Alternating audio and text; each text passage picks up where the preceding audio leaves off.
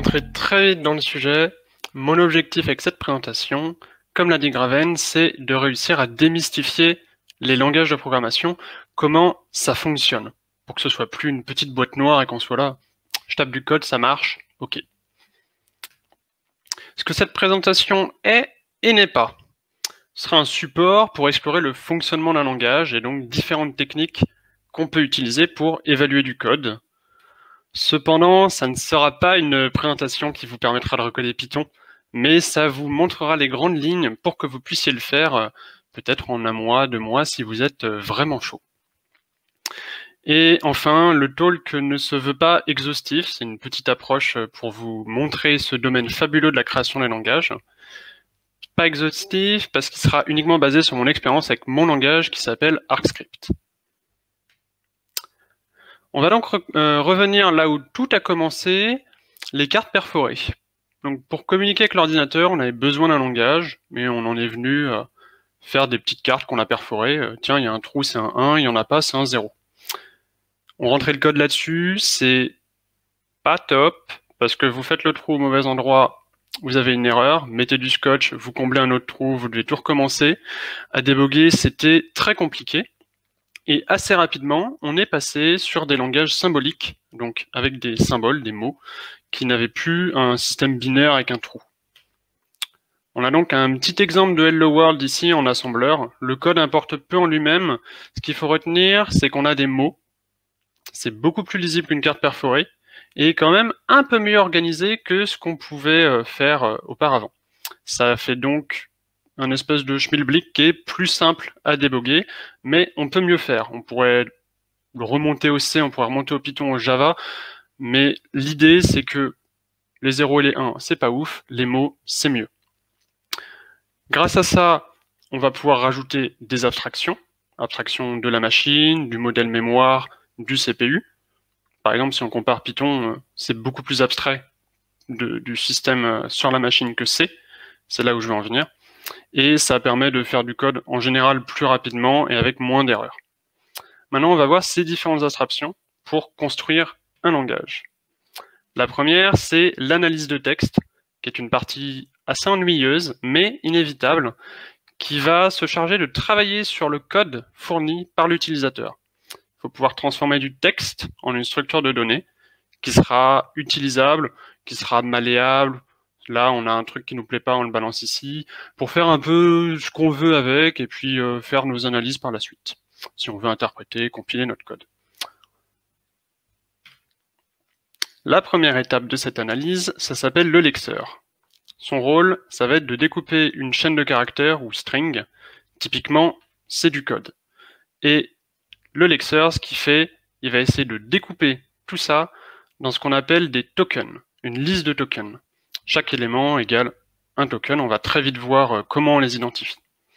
C'est l'élément premier de l'analyse du code. Pour lui, c'est que du texte, et il sort juste une liste avec encore du texte dedans. Là, on a un petit code sur lequel on va travailler sur la suite de cette présentation qui nous sert un peu d'exemple. Le retour du petit code pour la suite de Fibonacci. On lance le lexeur et là, avec l'animation, on voit la sélection des tokens un par un. On a le def, on a le nom de la fonction, les parenthèses. Chaque fois, ça répond à une règle. Là, on a le mot-clé def, donc c'est un mot du langage. On a fib, ça ressemble plus ou moins à un identifiant, donc ça devient un token. Pareil pour les parenthèses, et on peut continuer longtemps comme ça. Maintenant qu'on a cette liste, on peut l'envoyer à l'étape suivante, parce que là, on pourrait rien en faire techniquement, c'est pas très intéressant. La deuxième étape, c'est le parseur. Il va prendre la liste de tokens du lexeur, et avec cette représentation qui est purement linéaire du code, il va générer une structure qu'on adore beaucoup en informatique, un arbre. Cet arbre, parce qu'on aime bien donner des noms un peu à tout, on va l'appeler Abstract Syntax Tree, arbre de syntaxe abstrait. Ça peut ressembler à ça si on fait le début de l'arbre de notre fonction de Fibonacci. Pour parler un peu théorie, cet arbre, techniquement, il marche dans tous les langages. Donc vous pouvez faire un arbre de syntaxe abstraite.code en JavaScript. Vous avez votre arbre. Comme le dit son nom, il n'y a plus d'éléments de syntaxe dedans. il est de syntaxe abstraite. Là, on a représenté un nœud qui s'appelle function, il s'appelle pas def. Donc, à partir de ça, si on veut, on peut recréer du code JavaScript ou du code C ou n'importe quel autre langage vu qu'il n'y a plus de syntaxe dedans. Pendant la construction de cet arbre, on va effectuer différentes vérifications de syntaxe, vérifier si on peut construire notre fonction de Fibonacci, par exemple, à partir des tokens qu'on a fournis. Si on lit def, fib et qu'on n'a pas de parenthèse, automatiquement, c'est que la fonction est mal formée. Donc ça, c'est un problème. Le parseur, il va dire, hop, on s'arrête, et on passe pas à la suite. En général, on passe peu de temps sur tout ce qui est lexeur-parseur. C'est intéressant à connaître. Théoriquement, il y a plein de choses à voir, mais c'est pas la partie la plus intéressante. Donc pour ça, il existe des libs comme PECTL ou Hensler qui peuvent générer tout ça pour nous, pour qu'on puisse s'attaquer aux parties qui sont plus intéressantes. Ce qu'on peut faire une fois qu'on a notre arbre, c'est faire des vérifications. On peut vérifier par exemple les types, c'est ce que font des langages comme le C, le C++, Haskell, Rust. On peut appliquer des macros pour modifier la structure du code. Pour donner un exemple, en C, tout ce qui est macro, c'est les hashtags define. Si on met define A, le A il va pas rester dans le code, il est pris et sa valeur est copiée-collée un peu partout. Donc il faut qu'on modifie cet arbre de syntaxe abstrait. C'est ce qui est fait dans RScript. On le fait une fois qu'on a notre arbre, c'est beaucoup plus simple à manipuler que quand on a la liste de tokens, c'est imbuvable. Et enfin, on peut s'amuser à optimiser la ST, qui est un problème, je crois qu'on appelle NP et pas P, dans le truc très classique P égale NP, parce qu'il faut pouvoir déterminer si du code est mort. Si on a un if false, c'est relativement simple à dire le code dedans, il sera mort, mais il y a d'autres cas qui peuvent être beaucoup plus compliqués dès qu'on met un peu d'aléatoire, par exemple. Une fois qu'on a notre arbre, on peut passer à l'évaluation du code. Ça, c'est la partie où les bugs vont forcément arriver. On va évaluer quelque chose et puis en sortie, on va avoir 2 au lieu d'avoir 3. On va avoir une petite valeur qui n'est pas la bonne. C'est passionnant parce qu'il y a énormément de problèmes très complexes à résoudre et ça fait vraiment travailler les méninges. Comme dit Martin Fowler, n'importe qui peut écrire du code, mais c'est uniquement les bons programmeurs qui peuvent écrire du code que les êtres humains comprennent. Parce que le but d'un code avec des mots, c'est que n'importe qui le comprenne. La machine, on s'en fiche, on peut écrire n'importe quel programme derrière qui va le traiter. Nous, ce qu'on veut, c'est que ça marche. Et la partie qui marche, c'est l'évaluation du code qui va devoir se débrouiller pour faire ça. Alors là-dedans, on va retrouver plusieurs familles. Dans les très très grandes, on va avoir interprété. On parcourt notre AST, notre arbre de syntaxe abstraite, arbre de syntaxe abstraite, pardon. C'est tous les langages comme Ruby, il y a à peu près quelques années, il était encore interprété. On qualifie souvent Python aussi d'interprété à tort, on va voir pourquoi. On a également les langages qui sont compilés. Eux sont exécutés directement par votre processeur. Donc ça va être du C, du C++, tout ce qui vous fournit un .exe à la fin, c'est dit que c'est un langage compilé. Il y a des petites nuances, mais je suis pas là pour rentrer dans ce débat-là. Et enfin, une dernière nuance, c'est les langages compilés pour machine virtuelle. Par exemple, quand vous codez en Java, c'est pour la machine virtuelle Java. Quand vous codez sur GraalVM, c'est pour GraalVM, comme l'indique son nom. Pour Python, c'est là où il y a la petite nuance dont je parlais. Python a une machine virtuelle derrière. En très très gros, la machine virtuelle, ça n'est qu'un simple CPU virtuel qui est spécialisé pour un set d'instructions précis. Il ne va pas pouvoir faire tout ce que votre ordinateur fait, il ne va pas pouvoir gérer un système d'exploitation de façon native, il faudra rajouter quelques petites choses. Côté évaluation de code, l'interprétation, c'est une des choses les plus simples, qui a juste besoin de prendre notre arbre, de le parcourir en utilisant ce qu'on appelle un pattern visiteur. Ce pattern visiteur, il va parcourir les nœuds un après l'autre, de la gauche vers la droite. C'est très important parce que sinon, on peut se mettre à exécuter notre fonction de Fibonacci Et puis, au lieu d'exécuter l'assignation des valeurs en premier, A égale 1, B égale 1, on va faire la boucle et ça va faire n'importe quoi. Ensuite, on descend les nœuds avant de remonter et on va voir pourquoi dans l'animation suivante. Donc là, sur la gauche, on a un petit code très simplifié et sur la droite, on a l'AST. Chaque fois qu'il y a un nœud qui s'allume, c'est qu'on l'a visité. Donc, je vais rejouer l'animation. On prend d'abord les nœuds à gauche et on descend petit à petit. Et dès qu'on est arrivé au bout, on va lire les nœuds qui sont juste après. S'il n'y en a pas, on remonte, on prend le voisin et on lit sa valeur. Et ça, c'est juste un visiteur. Après, on rajoute un petit peu ce qu'il faut pour que ça exécute les valeurs. Si on voit une définition de variable, on va stocker ça dans un dictionnaire, par exemple, ou une HMAP dans d'autres langages. Et cette valeur, si plus tard on en a besoin, il y a un nœud qui s'appelle utiliser variable, on réutilisera cette valeur. Côté évaluation de code avec une machine virtuelle, et ben maintenant c'est tout l'inverse d'un interpréteur, parce que l'interpréteur était relativement simple. On avait juste besoin de prendre notre arbre, de le parcourir, et on peut dire ça marche. Donc notre machine virtuelle va avoir besoin de ce qu'on appelle une représentation linéaire du code, et non plus d'un arbre. Un arbre n'est pas linéaire parce qu'il y en a plein de branches, on ne peut pas l'étaler proprement. Donc là, voici un code, et sur la droite, c'est une représentation linéarisée du code.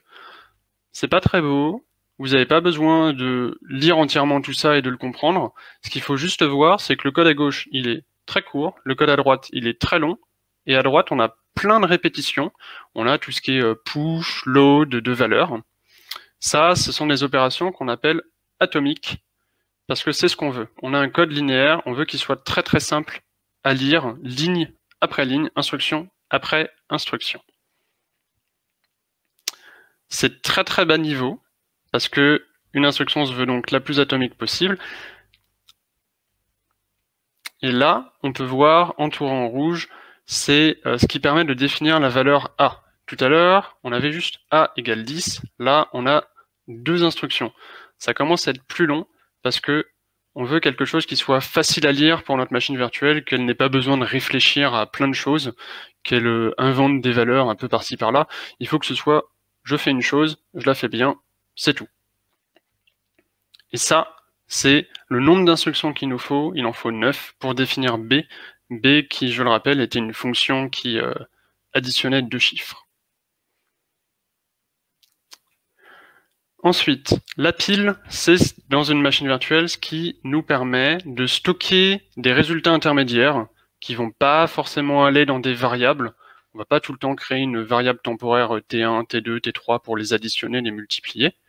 Donc, on se dit, on va faire une très grande liste qui s'appelle une pile, on met nos valeurs dessus de façon temporaire, et plus tard, si on a besoin de les récupérer, on fait une opération de pop, on prend la dernière valeur sur la pile, et on l'utilise. À savoir, sur la droite, vous ne verrez pas de pop si vous êtes très attentif, ou alors très peu, parce qu'il y a des instructions, comme ce qui va être call pour appeler une fonction, store pour prendre la dernière valeur de la pile, on la met dans une variable, ou return, elles font des pops d'elles-mêmes. Mais derrière, tout ce qu'on a, c'est on met une valeur sur une pile, on l'enlève. Et après, on a un petit peu de choses sympas pour appeler des fonctions, pour faire un print, ce genre de choses. À savoir, il existe plusieurs types de machines virtuelles. Les puristes me diront que là, je parle de machines virtuelles à pile, mais qu'il en existe aussi à registre. Dans la théorie, les deux vont offrir les mêmes performances, mais en pratique, celles à pile sont beaucoup plus simples à implémenter que celles à registre, et parfois un petit peu plus rapides. Là, on a une jolie animation qui nous présente comment les instructions sont exécutées par la machine virtuelle. On prend la première, on prend la deuxième, et on passe à la suite. Tout ce qui est opération de push et de pop, elle ne clignote pas, il n'y a pas d'animation dessus, parce qu'en fait, la VM fait constamment des push de valeurs sur notre pile, puis des pop de valeurs sur notre pile. le petit A égale 10 qu'on a vu tout à l'heure, on a 10 qui est envoyé sur la pile, et ensuite, dès qu'on veut le mettre dans A, on a une instruction qui dit, bah, tu pop le 10 et tu le mets dans une variable qui va s'appeler A. En conclusion, on a pu voir les langages interprétés, qui seront beaucoup plus simples à implémenter quand on débute, ce qui permet de se familiariser avec les différents concepts de lexeur, de parseur et d'arbre, qui sont très utilisés dans énormément de code en fait. Mais c'est un concept qu'on va retrouver également dans tout ce qui est langage compilé. Certes, ça sera utilisé autrement. Au lieu de simplement prendre notre arbre et de le parcourir, on va essayer de faire des petites modifications dessus, on va essayer de générer du code linéaire.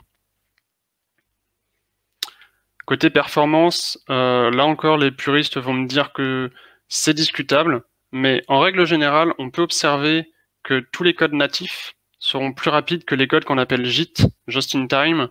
Le JIT, c'est par exemple Java, qui est sur une machine virtuelle, certes, mais quand il va avoir une instruction, il va essayer de la compiler en langage natif, en un petit .exe si vous voulez, pour que ce soit beaucoup plus rapide à exécuter. Et comme ça, pour la prochaine fois qu'il revient sur ce bout de code, il va pas prendre l'instruction, il va prendre l'instruction native pour accélérer le programme. De temps en temps c'est fait, de temps en temps c'est pas fait. On continue en performance, on a les VM qui sont au-dessus, et enfin on a l'interprétation. Alors dit comme ça, tout le monde se dirait il faut absolument compiler en natif, mais là, notre échelle de performance est liée à la complexité d'implémentation. Un interpréteur sera forcément plus simple à créer qu'une machine virtuelle, qui sera encore plus simple que ce qui est interprété just in time, qui sera bien sûr plus simple qu'un compilateur natif qui fait des optimisations folles. Ça, je n'en ai pas parlé, mais vous imaginez qu'il y a une foule de langages pour une foule de besoins, et ça s'explique aussi par les différents back-ends pour l'évaluation de code qu'on a. Parce que, comme on a vu juste avant, on a du natif, on a du JIT, on a une VM. Il y a plein de choses différentes. Vous pouvez prendre du C, c'est fait pour faire des programmes natifs ou de l'embarquer par exemple. Le Python va pas forcément fonctionner pareil, ni pour les mêmes besoins, ni pour les performances, mais ça c'est une question qu'on laisse souvent de côté. Pour revenir à Python, je n'ai pas fait de slide dessus, mais je vous ai dit que Python n'était pas un langage interprété, alors que très souvent sur Internet, on voit Python, langage interprété. Pareil pour Ruby, ça a changé récemment à ce sujet. Parce que comme on a vu, il y a des machines virtuelles et on dit souvent, c'est de l'interprétation.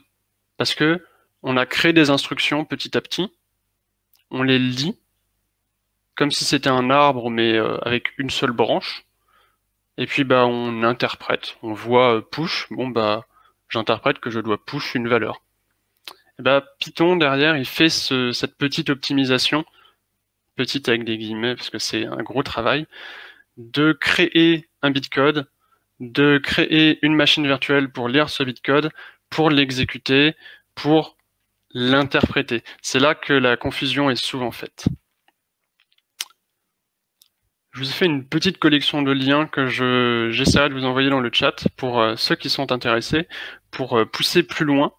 Parce que le but de cette présentation, c'était essentiellement de vous montrer comment un langage fonctionne dans les grandes lignes. Pas de vous dire, on va créer un compilateur de zéro.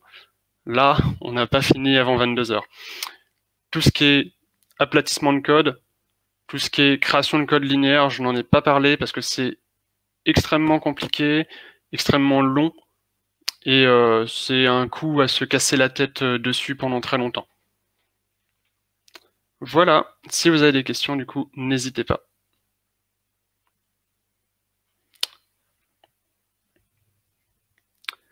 Pour avoir déjà lu du bitcode Java, il n'a pas l'air si linéaire que ça, le bitcode. Les fonctions, déclarations de symboles gardent leurs modifieurs et leur nom dans le bitcode. Le bitcode est-il donc plus long à lire et à interpréter? Alors, oui et non. Il y a certaines optimisations qu'on peut faire sur le bitcode, déjà vis-à-vis des déclarations de symboles. En général, on fait une très très grande table de symboles. où on voit symbole 0, c'est A, symbole 1, c'est B. Et si on réutilise B plus loin, on va pas mettre son nom en gros, on va juste mettre utilise le symbole 1. Après, peut-être que tu as lu du bitcode pas directement dans le fichier, mais avec quelque chose qui te simplifie l'affichage, qui te mettait les noms des instructions et qui mettait les noms des symboles à ta place. Du coup, ça permet d'avoir un bitcode qui est plus petit, d'utiliser la table de symboles, parce qu'effectivement, comme tu le dis, si on avait partout ma fonction est super longue et qu'on devait utiliser ce nom tout le temps, ça serait très très long à lire. Donc c'est ça, entre autres, qui permet de le rendre plus rapide. Et la deuxième chose qui le rend plus rapide, c'est que toutes les instructions addition, si on fait une addition, si on écrit un petit plus, ça prend 8 bits, voire plus si on est dans un fichier TF8. Là, en bitcode, on peut faire un plus avec 8 bits et mettre toutes les opérandes dans les 8 bits qu'on utilise. Dire on a un petit plus, utilise, c'est pas pop une valeur qu'elle a et pop une valeur qu'elle a, tout est dans les 8 bits. C'est beaucoup plus petit que écrire ça dans un texte. Content que ça t'ait plu.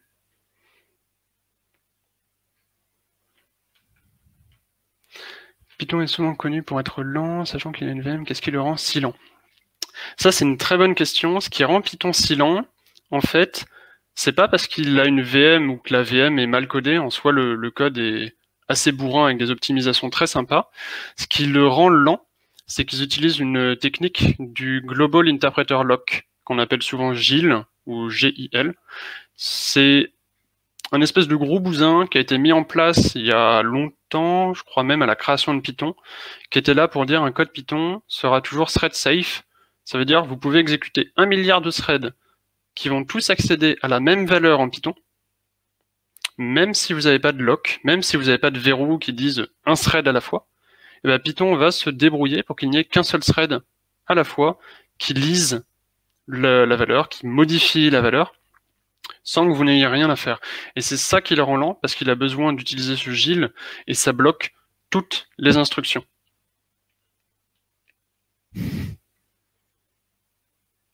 Content que ça vous ait plu. Je vous enverrai les liens dans le chat.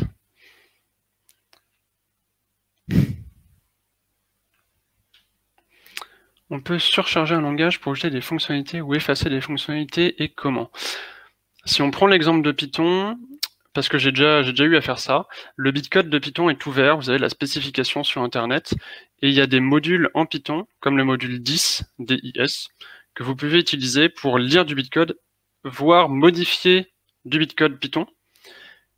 Et en théorie, moins quelques petits problèmes avec ce que fait Python en interne, on peut rajouter des instructions custom dans le bitcode de Python. On peut changer la façon dont du code Python va être compilé en bitcode.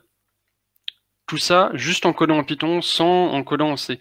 Donc techniquement, oui, tu pourrais ajouter des fonctionnalités et oui, tu pourrais également effacer des fonctionnalités. Par exemple, tu ne veux plus qu'on puisse faire une importation de modules en Python, tu peux supprimer les instructions qui sont liées au runtime de ton code.